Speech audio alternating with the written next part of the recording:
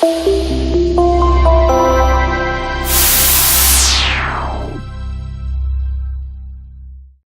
everybody, this is John Costigan. In this segment, I know it's probably going to be a unique name, but it's called Hope.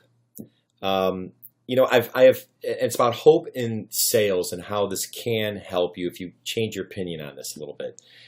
I've done a couple takes on this because I want to make sure it was really clear. And when I was watching it back, I referenced my 5-set CD called What to Say and How to Say It. And as I'm watching the tape, when I get done, I'm like, oh yeah, it's right there. I'm like, oh yeah, it's on the wall back there, and I completely forgot it was. But with this really young guy, like 15 years ago, was really young.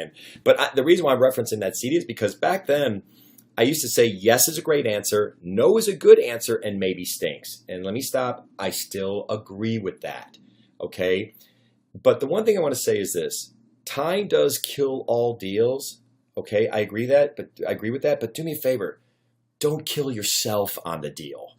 And I know that sounds weird, but don't do something that's going to kill your opportunity to win the deal because you were so darn pushy on trying to follow this yes is great, no is good, and maybe stinks. And I always say make sure you get the no early on so you don't exhaust your resources. Well, I've seen people sometimes mess up and they go for the no so hard they get the no. I know there's concepts like, hey, go for the no. I get it. I love that too. Get the no early.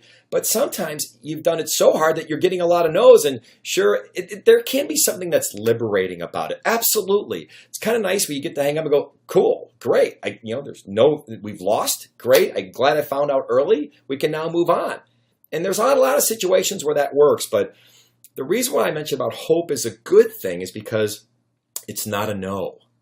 And I want to make sure that you're not losing the deal because you tried to follow this darn methodology 15 years ago and you pushed so darn hard that you got the no. I mean, you got a great company and a great product. Just make sure that you're the one who doesn't screw this up by going for this concept. One of my favorite movies is Shawshank Redemption. Most of you have probably seen it. Phenomenal movie. And right towards the end, Morgan Freeman's underneath a tree by a rock wall, and he's reading this note that was left to him by Tim Robbins when he escaped from prison. And he's reading it. Of course, you hear Tim Robbins' words as Morgan's reading it. It says, Red, and that's his character's name. He goes, Red, remember what I said. Hope is a good thing, maybe the best of things.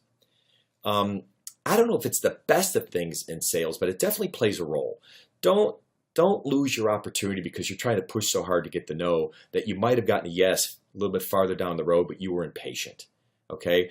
I'm also a big believer that yes, if you want to stay in front of them, it requires nothing to put that in your tickler file, put it 2 or 3 weeks out. Don't put it in a forecast, obviously. It's not a real opportunity, but you stay engaged. You send a white paper. You bring value. You just don't keep going, hey, how you doing? There's a whole different thing you could do there about giving them value, giving them information where they're looking at you as a resource.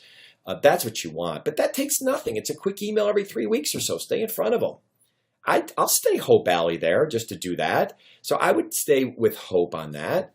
Okay, but when they say, why don't you fly out?